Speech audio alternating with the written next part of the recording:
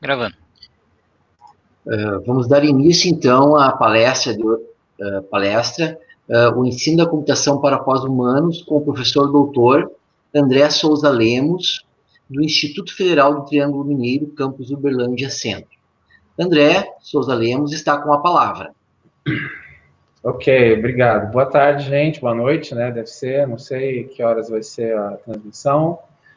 Então, eu vou direto à questão aqui, né? Eu vou começar com a apresentação, tem uma sequência de etapas de raciocínio.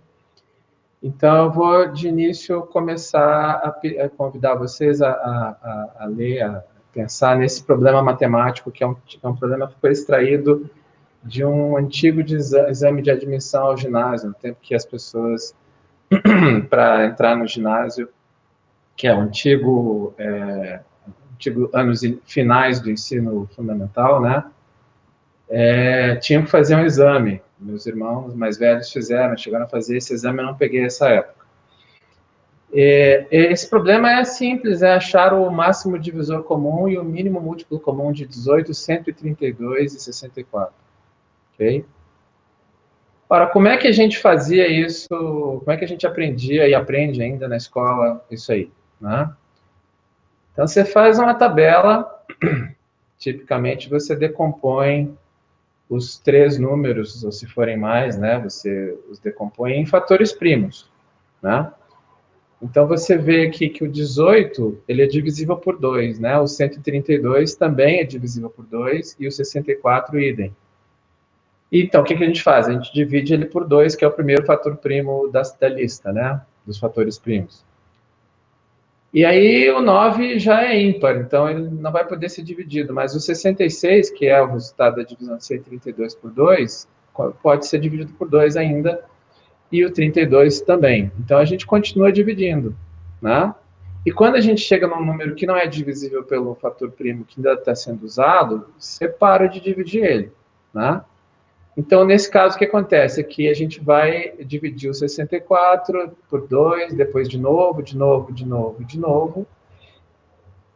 né? Até a gente obter um número ímpar, que aqui vai ser 1, no caso, né? E aí a gente fica com 9, 33 e 1. Aí o que acontece? O 9 e o 33 são divisíveis por 3, que é o próximo fator primo. Então, a gente faz isso. E aí a gente fica com 3, 11 e 1. E aí a gente divide por 3 de novo, porque o 3 aqui sobrou.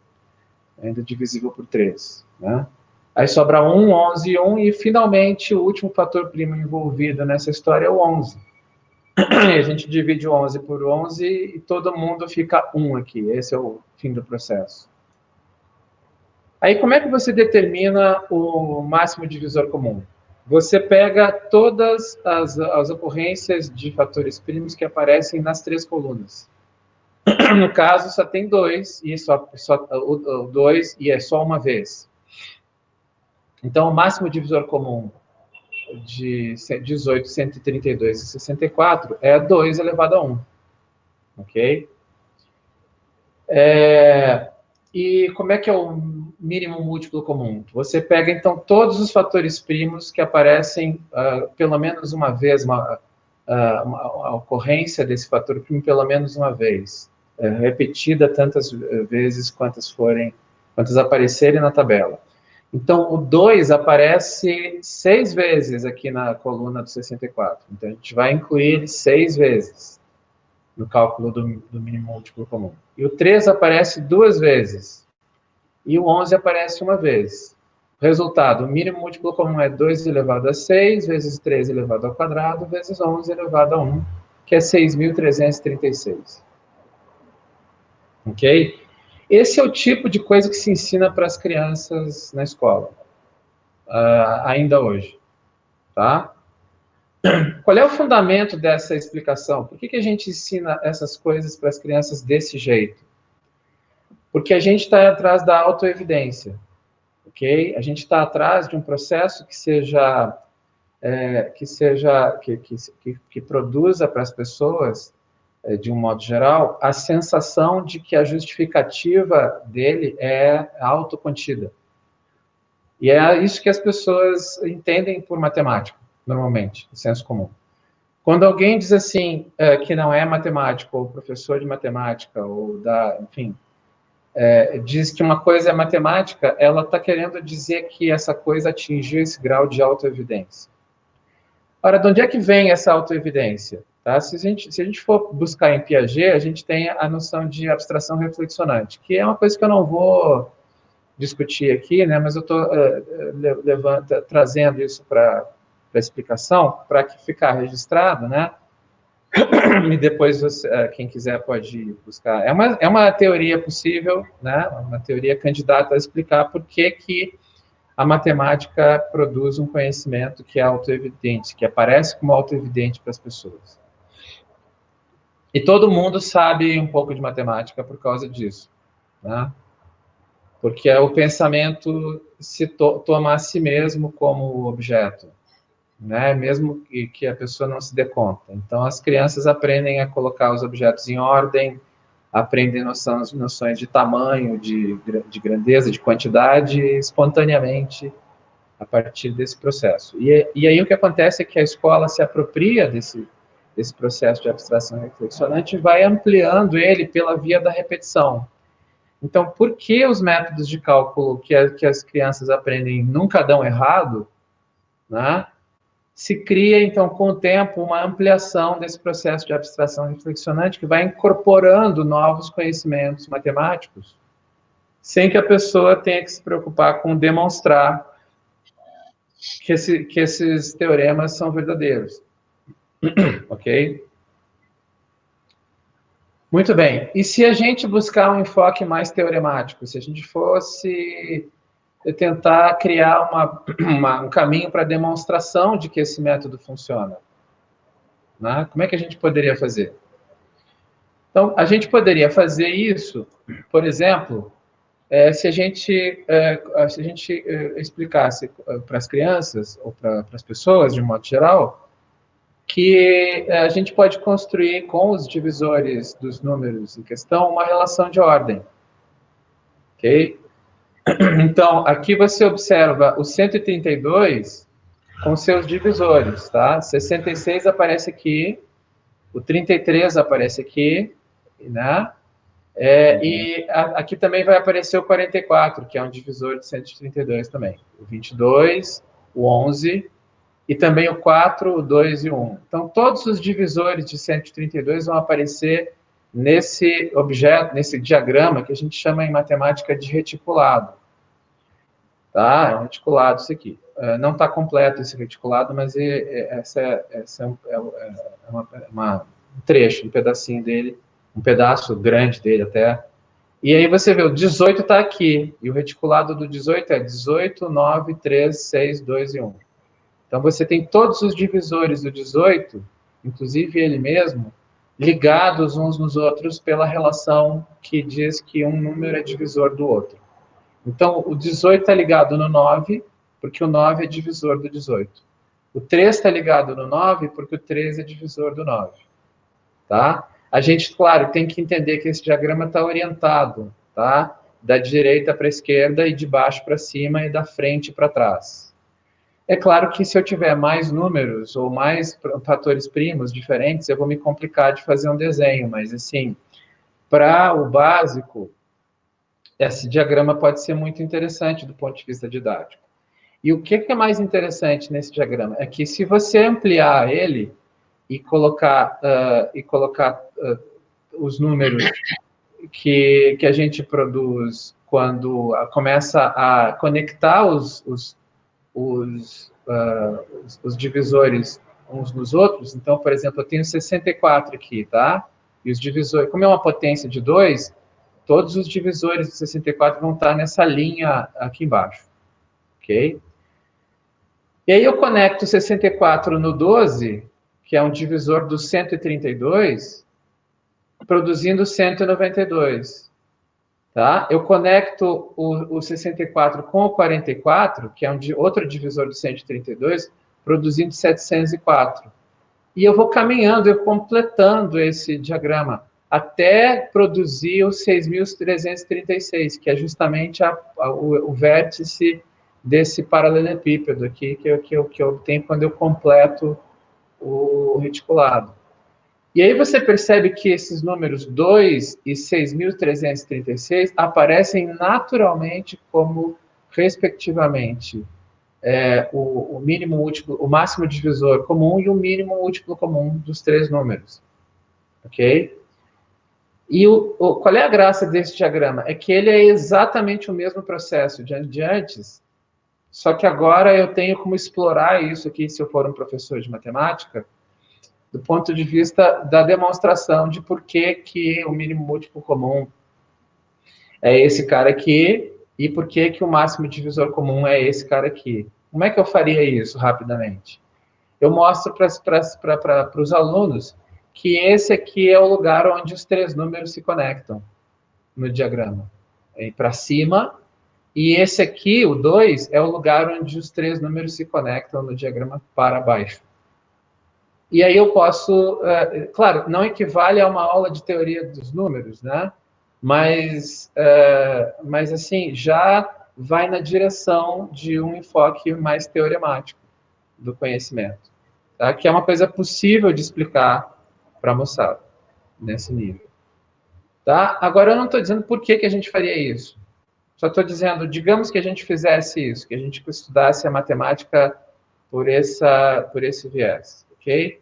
Qual seria o próximo passo? Okay? O que a gente fez até agora? Vamos lá. Eu vou agora introduzir um outro exemplo. E esse exemplo é um exemplo que vem de uma Olimpíada Matemática da Educação Básica recente que aconteceu na Bélgica. Essas Olimpíadas acontecem no mundo inteiro, né? Hoje em dia isso é uma coisa que está globalizada, né? Especialmente para a matemática, porque é uma ciência menos territorializada, né? E então o que você vê nesse problema aqui, que já não é mais um problema de currículo escolar, é um problema é um desafio, é um enigma de uma competição de matemática, ok? E aí o que acontece? Você é dito para os competidores, né, para os participantes, que você tem um número que é 1416, e esse número é produzido pela soma de três outros números de 3 dígitos. Sendo que cada um desses números então, é formado com o uso de 3 valores, dígitos diferentes. Então, aqui, ó, está em azul, aqui nesses 3 quadradinhos está em azul, e aqui também, porque aqui vai o mesmo dígito. Por exemplo, se for 6, ou 7, ou 3, vai aparecer repetido 3, 3, 3 aqui e 3 aqui também. Ok? E aqui em vermelho também vai aparecer o mesmo dígito nas 3 casas. Tá? E em cinza aqui também vai aparecer o mesmo dígito repetido 2 vezes. Só não é dito quais são os valores desses dígitos. Aí esse é o desafio. Ok? Como é que a gente poderia resolver esse problema? Tá? O raciocínio que a gente vai usar aqui, ele é vigorosamente teoremático, porque a gente vai precisar fazer uma demonstração, a gente vai fazer um processo de descoberta.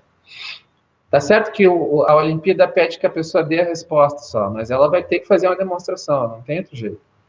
Tá? Porque não vai né, o tipo de exercício que vai aparecer aqui não é uma coisa que a pessoa já treinou antes. Né? É um exercício de descoberta, um exercício relativamente novo. Como é que a gente pode avançar aqui? A gente primeiro descobre que, bom, se eu vou somar aqui esses 3 dígitos em azul, eu tenho um resultado que é múltiplo de 3, porque eu vou estar multiplicando uma quantidade por 3. Ok? Ora, o 14, que é o que aparece aqui embaixo, não é múltiplo de 3. E se a gente contar um vai 1, né, vai ser 13, com o vai 1 que viria de antes. Ora, o 13 também não é múltiplo de 3. Então, a gente já sabe que dessa coluna do meio aqui, eu estou indo um pouco rápido, mas assim, né, depois vai dar para assistir a apresentação de novo, para tirar as dúvidas. Né? O que importa aqui não é a substância, é o entendimento da maneira como eu estou trabalhando aqui. Né? Então, assim, você vê aqui que essa coluna do meio vai produzir um vai 2. Porque se eu produzir um vai 1, eu teria que esses 3 dígitos azuis vão dar 13, que não pode ser porque é um múltiplo de 3, não é um múltiplo de 3. Então, o que eu tenho? O que eu vou ter? Que a soma desses 3 dígitos em azul vai dar 12. E, portanto, o dígito em azul só pode ser 4. Ok? Ora, o que acontece? Se o dígito azul é 4, a soma da primeira coluna termina em 6. E ela inclui 2 dígitos em vermelho. 2 ocorrências do dígito em vermelho. Portanto, o que acontece? O dígito em vermelho é 1 ou 6, porque daí vai dar 6 ou 16. Tá? Mas se ele for 1, o que acontece? Na coluna do meio, o dígito em cinza teria que ser 10. O que não pode ser, porque a gente tem um dígito decimal só em cada quadradinho. Tá? E, portanto, o que acontece é que o dígito vermelho sendo 6, o dígito em cinza pode ser igual a 7. E essa, portanto, é a única solução existente do problema. Ok? E eu não cheguei a fazer um slide com a solução, mas, assim, o que interessa é o processo aqui de descoberta. E agora a gente repara que a conclusão não é autoevidente. Ok? Mas ela é uma conclusão a qual a gente pode chegar. Então, ela já não tem mais esse caráter de autoevidência. Essa autoevidência não é necessária. Ela pode acontecer ainda, mas ela não é essencial para o processo de demonstração. Ok? O raciocínio que a gente está desenvolvendo, entretanto, ele ainda não é formal. Ou seja, é um raciocínio ainda cheio de casuísmos e não tem uma notação específica, e a gente meio que foi improvisando, mas, enfim, é uma demonstração, tá? Qual é o próximo passo? O próximo passo é um outro exemplo. Agora a gente vai pegar um teorema barra pesada da teoria dos números, tá? A gente vai pegar um teorema que é um teorema que eu acho interessantíssimo de usar em aula, por exemplo, na disciplina de matemática discreta, ou numa disciplina de matemática para computação, coisa parecida. E o enunciado desse teorema é esse aqui, ó, tá? Um número é perfeito e par sempre e quando ele tiver a forma 2 elevado a k menos 1 multiplicado por 2 elevado a k menos 1. Aqui esse menos 1 está no expoente e esse menos 1 não está no expoente. Sendo que 2 elevado a k menos 1 é um número primo. O que é um número perfeito? Um número perfeito é um número que é a soma dos seus divisores. Tá? Eu daqui a pouco vou mostrar exemplo disso aí. Tá? Muito bem. Esse problema tem mais de 2.000 anos, pelo menos, de idade. Porque ele aparece no livro Os Elementos de Euclides, que é um clássico da matemática da Grécia Antiga. Né? E lá nessa obra, que é uma obra que é lida até hoje, e foi o principal texto de matemática até a época do Renascimento, pelo menos, é o grande livro que todo mundo estudava de matemática, pelo menos no Ocidente e na Arábia, né? Enfim. O enunciado lá desse teorema é assim, esse português é uma tradução direta do grego, ok? Então, assim, ele é um português difícil de ler, tá? Mas olha só, caso números, quantos quer que sejam, a partir da unidade, sejam expostos continuadamente na proporção duplicada, até que o que foi composto todo junto se torne primo, e o todo junto tendo sido multiplicado pelo último faça algum, o produzido será perfeito. O que ele está dizendo aqui, traduzido em português mais fácil de entender? Se eu pegar um número e multiplicar por 2, se eu pegar o número 1, multiplicar por 2, depois por 2 de novo dá 4, e depois por 4 de novo dá 8, e assim por diante, e eu somar tudo isso junto, 1 mais 2 mais 4 mais 8 mais 16, etc. E se essa soma der um número primo, tá? Se eu multiplicar essa soma pelo último valor da sequência de potências de 2, vai dar um número perfeito.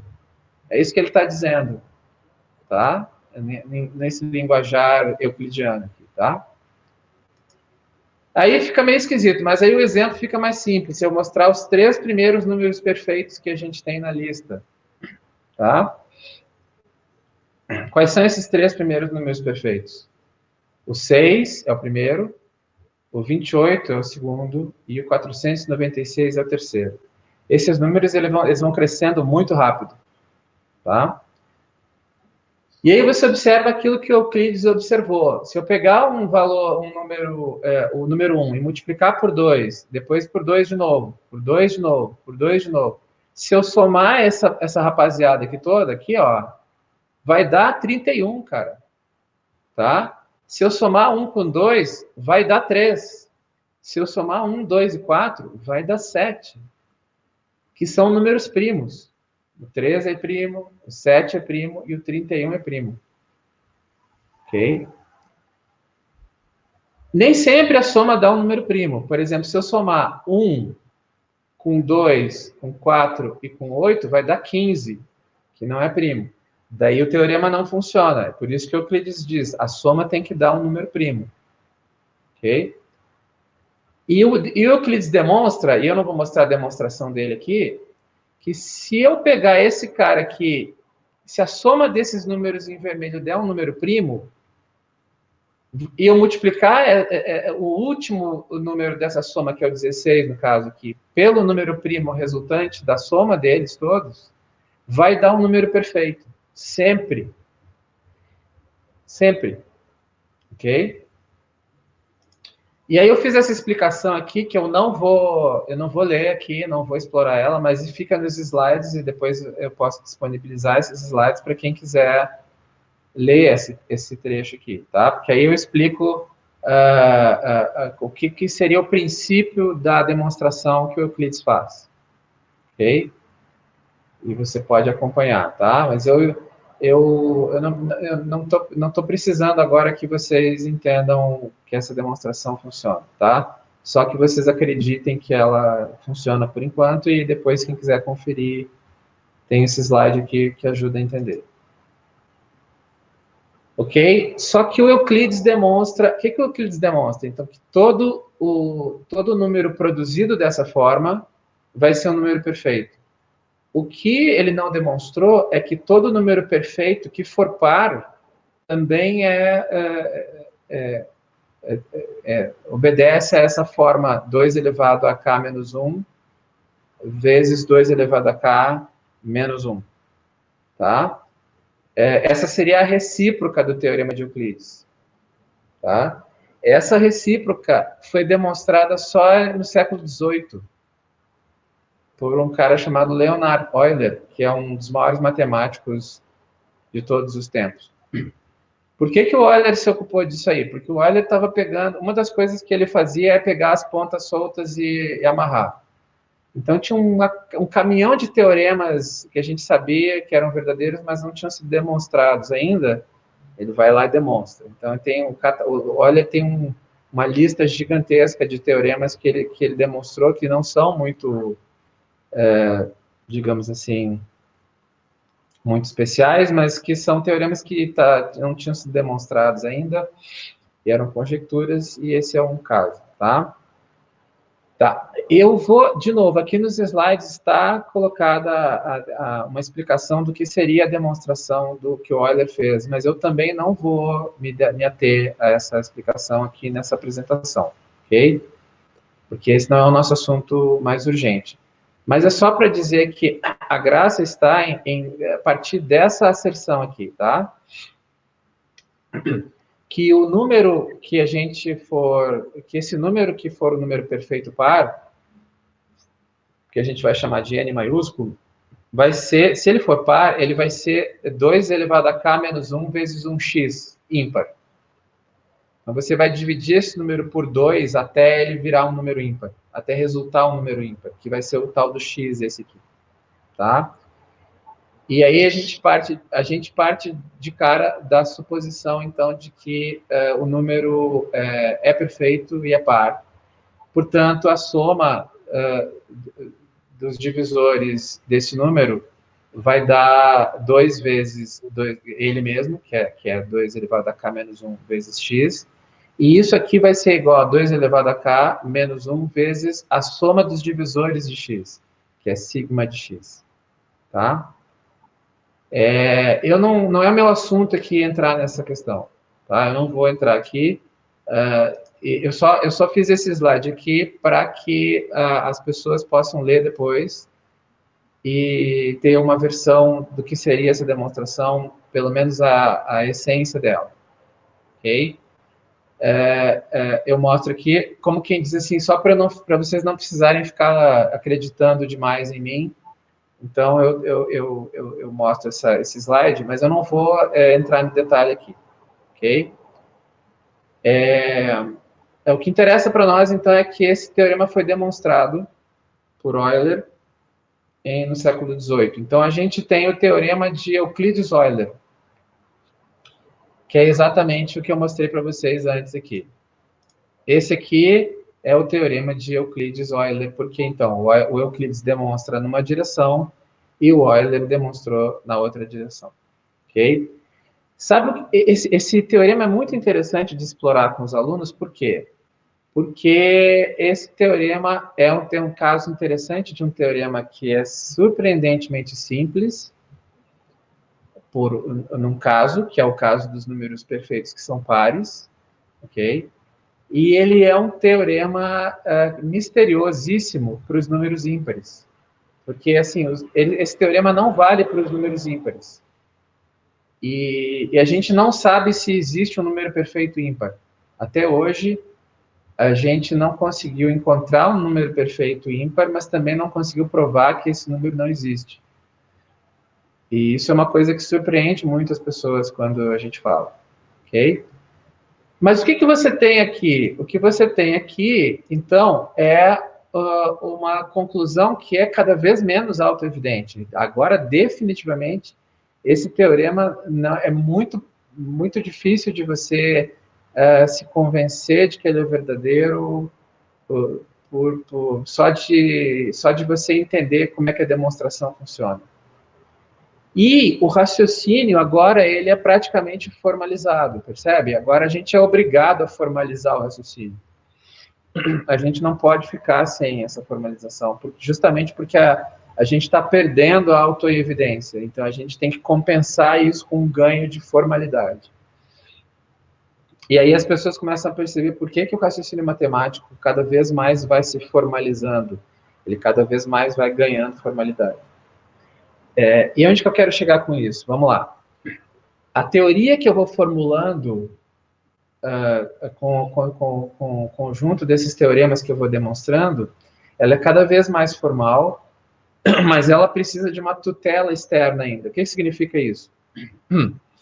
Eu preciso, porque eu não tenho mais a autoevidência, agora eu preciso acreditar que existe um repositório das demonstrações de teoremas, que esse conjunto de demonstrações é consistente, que esses teoremas não entram em contradição. Eu preciso acreditar que esses teoremas formam uma teoria formal e que essa teoria formal é adequada, que ela tem propriedades desejáveis, né? Por que eu não precisava antes disso? Porque eu tinha autoevidência na minha mão, entendeu? Então, eu podia viver sem a esperança de que a teoria matemática fosse consistente, completa e adequada e tudo mais. Ok?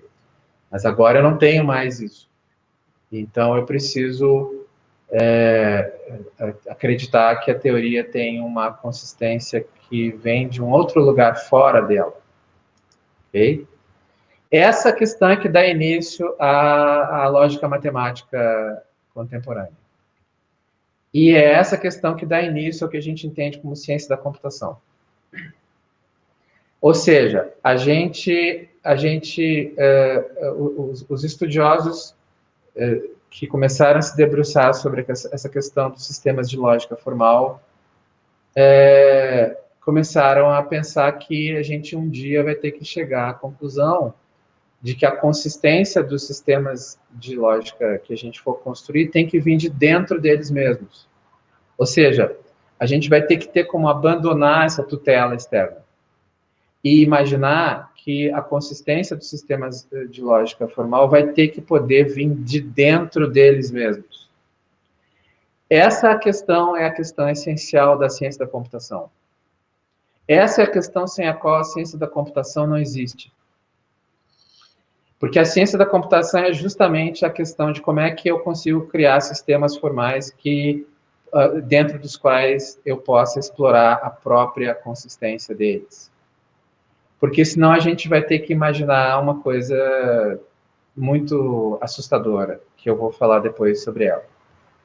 E por que a gente, na verdade, vai ter que ser obrigado a falar dessa coisa assustadora? É porque nós temos vários resultados negativos que estão justamente na origem do estudo da ciência da computação e da lógica formal matemática contemporânea, que são justamente resultados que dizem que não existe essa possibilidade de eu ter um sistema de lógica minimamente complexo, cuja consistência possa ser demonstrada do seu interior. Então, nós estamos perdidos. Se a gente quiser sair em busca de um sistema de lógica formal cuja consistência possa ser autodemonstrada. Então, a gente não tem mais a autoevidência de um lado e a gente agora não tem mais o que seria a autoconsistência dos sistemas. Então, a gente não tem nem uma coisa nem a outra. Tá? E, no entanto, a ciência da computação não morreu. Né? E a ciência, ao contrário, a ciência da computação continua cada vez mais viva. Essa seria uma ilustraçãozinha que mostra o que a gente está procurando. Né? Ao invés de ter um sistema de lógica em que eu tenho uma tutela de alguém pensando ele de fora, eu agora tenho que poder ter um sistema de lógica cujo próprio ser pensante, dentro do qual o próprio ser pensante está sendo pensado também. Ok? E esse ser pode ser uma máquina. Essa é a graça. Se esse ser pensante é um elemento do sistema formal, ele claramente pode ser imaginado como uma máquina. Isso é o princípio da ciência da computação. Isso é o que o pessoal lá, o Gödel, Church, Turing, todos eles estão pensando nas décadas de 20 e 30 do século 20. Ok? Muito bem. Esses resultados negativos do Gödel, do Church, do Turing e de outros não bloqueiam a pesquisa. A busca da caracterização desses sistemas formais autoconsistentes, ou até certo ponto autoconsistentes, continua. Isso é o que os estudiosos da ciência da computação ainda procuram entender melhor, ok? Sem a ilusão de que vai ser possível ter um entendimento perfeito dessas questões. Mas a gente... isso praticamente deixa a pergunta viva para sempre, basicamente, né?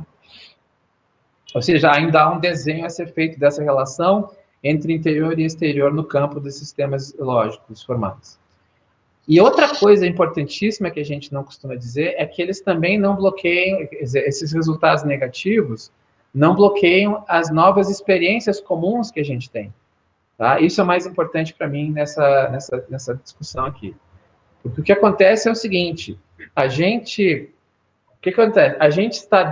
se defronta com o fato de que os sistemas computacionais que trazem esse problema lógico dentro deles, não é? Que os estudiosos, que os especialistas estudam e que os estudantes de computação, de matemática estudam, e inclusive estudantes hoje de física, de biologia, tem que todas as ciências da complexidade se envolvem com esse problema, a filosofia também, mas as pessoas, né, de um modo geral, o senso comum também vai ser tocado pela experiência com esses sistemas. Esse problema que os sistemas de computação têm vai tocar a intuição das pessoas, tá? E é por isso que as pessoas aceitam que a gente tenha que, de vez em quando, formatar ou que o seu computador trave de vez em quando e tenha que ser reiniciado, né? Ou que existam vírus de computador e que não se possa fazer muita coisa a respeito. E que a gente tenha problemas sérios de segurança na internet. E que a gente tenha a impossibilidade de saber se uma atualização do Windows vai demorar 15 minutos ou 1 hora a cada vez que ela começa. Ok?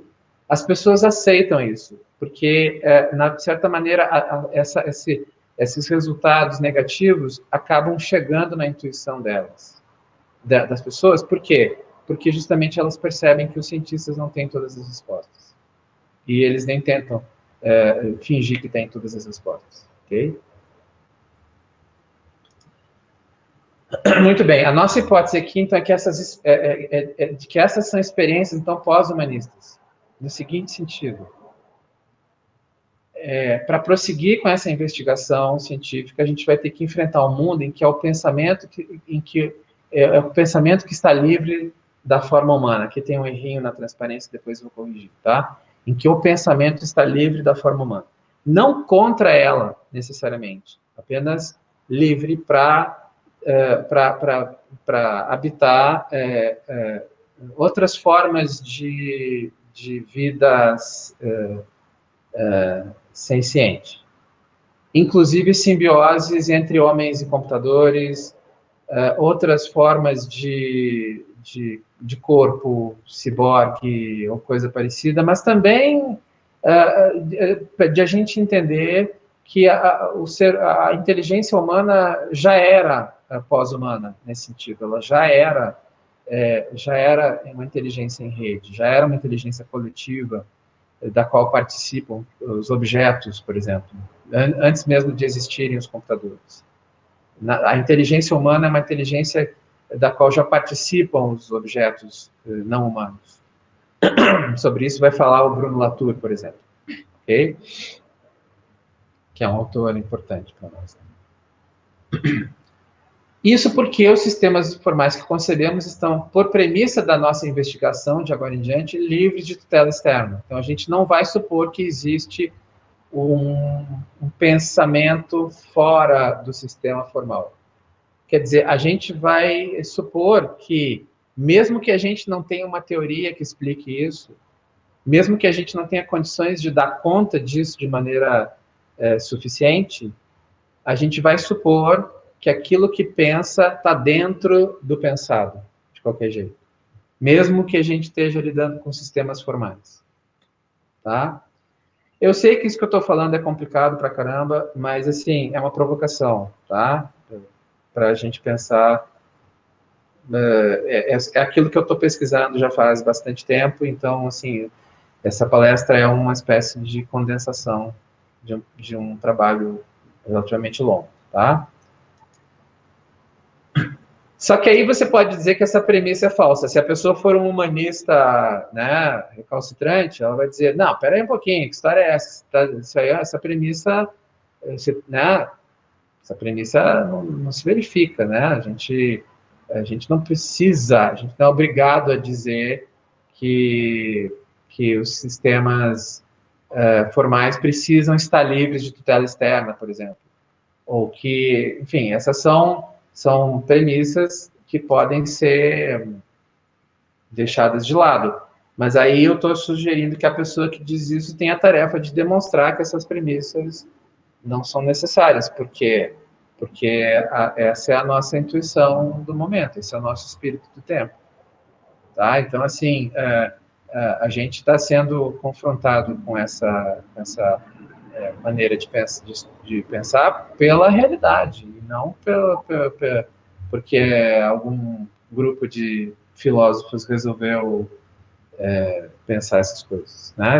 A gente está sendo convocado para pensar porque a nossa intuição e os nossos problemas, nossos dilemas éticos e epistemológicos estão pedindo soluções novas. ok? Enquanto isso, a gente segue em frente aqui. Então, assim, esse seria o desenho, de um sistema computacional de acordo com a intuição que as pessoas fazem normalmente dele. Então, você tem a máquina aqui, você tem o programa, né? E você tem dados de entrada e dados de saída. Ok? Entrada, programa, processa os dados e faz a saída. A sugestão que eu vou fazer aqui é da gente pensar que, em vez de a gente fazer esse desenho, a gente pode fazer um outro desenho, tá? Em que a gente tem um programa externo, que é o programa 1, a máquina, e um programa interno à máquina. Então, você pode pensar que o programa que roda dentro da máquina interage com um sistema formal que está fora dela, tá? Esse sistema formal é composto justamente pela interação que a máquina faz com o mundo. Então, a máquina, sob o comando do seu programa interno, responde a um agente externo que também tem uma conduta formal. E é só na medida em que o agente externo tem essa conduta formal que o software vai poder funcionar. Entendeu? Porque tem um programa de dentro e também tem o funcionamento externo, que vai ser também formalizado de certa maneira. O que a gente faz quando desenvolve software é fazer o programa de dentro funcionar de tal maneira que ele consiga reagir a todas as possibilidades previsíveis do programa de fora. Que esse programa de fora, ele não está, obviamente, codificado explicitamente em lugar nenhum, tá? É claro, isso aqui é uma sugestão, uma maneira de pensar. Só que ela tem um anteparo, tá? Esse é o nosso último passo, o nosso último exemplo aqui, tá? Isso aqui é um programa de uma máquina de Turing, ok? Eu não vou explicar a máquina de Turing aqui para vocês. Eu vou explicar, talvez alguns de vocês já tenham visto, já tenham estudado sobre isso. Não é difícil de estudar o suficiente para entender o que eu estou explicando aqui. Basta dizer que a máquina tem uma fita, e aqui aparece aqui a fita da máquina de Turing. Eu coloquei ela na vertical por causa do desenho que eu vou fazer aqui. Ok? E essa máquina é uma máquina que tem 4 estados, A, B, C e D. E aqui você vê a quadradinho branco é 0. É o dígito 0. E o quadradinho preto é o dígito 1. Tá? E aqui na fita, o cabeçote está em laranja. E a célula que ele está apontando é a célula que aparece acima dele, sempre. Ok? Então, o cabeçote está em laranja e a célula que ele está apontando é essa que está marcada com A. Por que ela está marcada com A? Porque essa é a configuração inicial da máquina. Ela está no estado A no início do seu funcionamento. Ok? Ora, vamos lá, então. Se eu estou no estado A e a célula que eu estou lendo é branca, eu vou escrever uma célula preta em cima dela e vou movimentar o cabeçote para cima. E é isso que vai acontecer aqui, ó. Vê? Eu substituí essa célula por uma célula preta, movimentei o cabeçote para cima, e agora eu estou no estado B, ok? Que aparece aqui na tabelinha aqui desse programa. Ok? O que vai acontecer? Bom, se eu estou no estado B e a célula é branca, eu vou escrever uma célula preta no lugar dela, vou movimentar o cabeçote para baixo, e vou para o estado A de novo. Ok? Vamos lá. Tá? Então, o cabeçote voltou para baixo, trocou de lugar com essa célula preta, escreveu uma célula preta no lugar dessa célula branca que estava aqui, e agora eu estou no estado A. Ok? Mais um passo. Mais um passo. Mais um passo. Mais um passo. E assim vai a máquina, andando. Ok? Se você fizer essa simulação, e eu faço essa simulação ao vivo com os alunos. Eu faço a máquina de Turing de papel. Tem uma máquina de Turing de papel, vou mostrar a foto depois para vocês agora, daqui a pouco. Tá? O que é interessante? Essa máquina, ela antes de ela parar, antes dela chegar no estado final, que é esse Hzinho aqui, ela descreve 107 passos, leva mais ou menos uns 10 minutos. Ok? E eu pergunto para os alunos se a máquina vai parar, e eles não sabem se a máquina vai parar ou não. Ok? E aqui vocês vão poder ver o funcionamento da máquina completo, todos os 107 passos aqui. Tá vendo? Exatamente como está aparecendo nesse diagrama aqui de cima, dá para ver aqui embaixo como é que a máquina vai funcionar e produzir esses 107 passos. Essa é a máquina que produz mais passos e para, com 4 estados, partindo de uma fita em branco. Ok? O efeito interessante desse exemplo, entretanto, é o seguinte. Esse é o efeito mais interessante.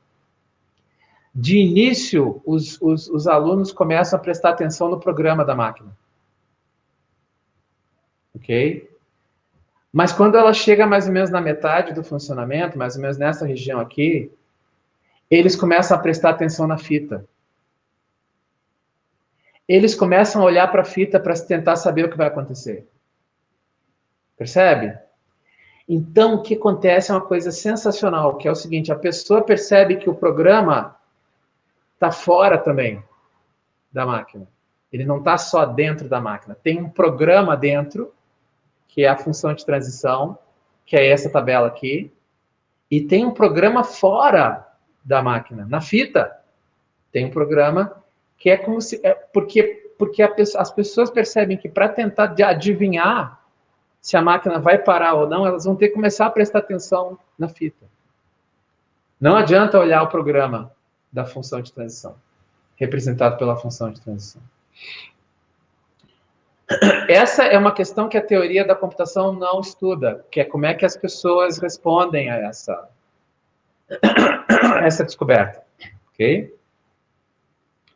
A teoria da computação geralmente não se interessa por esses modelos em que você tem a interação de um código externo e de um código interno. Ela está mais preocupada em pegar esses dois códigos e juntar num só. Ok? Mas eu não vou entrar em detalhes sobre isso agora, porque a gente não tem muito tempo, estou no fim da palestra. Esse aqui é o kit da máquina de Turing que eu uso nas minhas aulas. E aí você vê a fita, ok? E a fita já no estado final da execução. Exatamente essa é a máquina que eu acabei de mostrar para vocês. É o castor ocupado, é o problema do castor ocupado, tá? Eu não vou falar sobre isso, mas quem quiser pesquisar mais é só procurar. Problema do castor ocupado, ou em inglês, Busy Beaver, tá? Que é o problema na versão que aparece nos artigos em inglês, que é com a denominação que aparece. Então, a gente está falando, na verdade, de uma dissociação do código, tá? A gente está falando que há uma dissociação necessária do código que produz o funcionamento de um sistema computacional. No caso da máquina de Turing, você tem a função de transição, naturalmente, o conteúdo da fita é um outro código, e o terceiro é justamente o funcionamento da própria máquina, que é o mapeamento entre as configurações possíveis que uma máquina de Turing vai produzir. Eu não tenho como explicar isso agora, mas, enfim, eu estou só sugerindo aqui para a gente pensar junto, né? Que a gente pode pensar no código, no conteúdo da fita como um elemento de codificação, de programação também, se você quiser, que é necessariamente dissociado da função de transição. E aí, se a gente for ampliar o escopo dessa descoberta, dessa constatação, a gente pode associar esse esquema com o esquema básico da semiótica, da tradição da semiótica, que é a presença da tríplice instância do signo, a tríplice existência do signo, como signo propriamente dito, como interpretante e como objeto. Estou fazendo essa conexão aqui para quem quer estudar a coisa por esse ângulo, eu não vou me aprofundar sobre isso também aqui, ok? Estamos chegando no final. A semiose, então, seria um processo em que, na verdade, essa conexão de máquina com máquina vai prosseguindo até o infinito, né? Ou até onde ela for, né? Materialmente. E aí você teria uma interpretação que pode ser caracterizada como uma interpretação que tem um caráter maior do que da computação no sentido das máquinas eletrônicas ou tecnológicas, artificiais. Você pode usar esse método para estudar sistemas biológicos, por exemplo, né? Ou outros tipos de sistemas sociais, por exemplo, sistemas de linguagem, de um modo geral, né? Se você adotar uma abordagem materialista. Ok? Muito bem.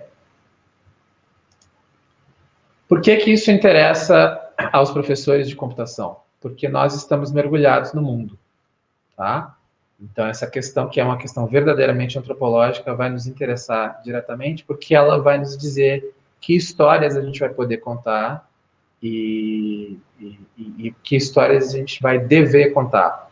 O que eu estou querendo dizer aqui, e aí eu já vou para o encerramento, é que, quer você queira ou não, esse problema que pode parecer muito enigmático, muito sofisticado, ele está afetando a sua prática de professor de computação agora, tá? Porque quando a gente vai falar em pensamento computacional com as crianças, por exemplo, a gente vai o nosso lugar de fala, ele está determinado pelo fato de que a gente faz um negócio que não é matemática mais, que não é física, que é uma coisa que pertence a outro campo problemático, ok? Então, o que eu estou tentando fazer aqui é tentar estudar que campo é esse, como é que ele pode ser desenhado. Tá? Eu espero que tenha sido interessante para vocês, tá? E eu encerro a minha fala aqui.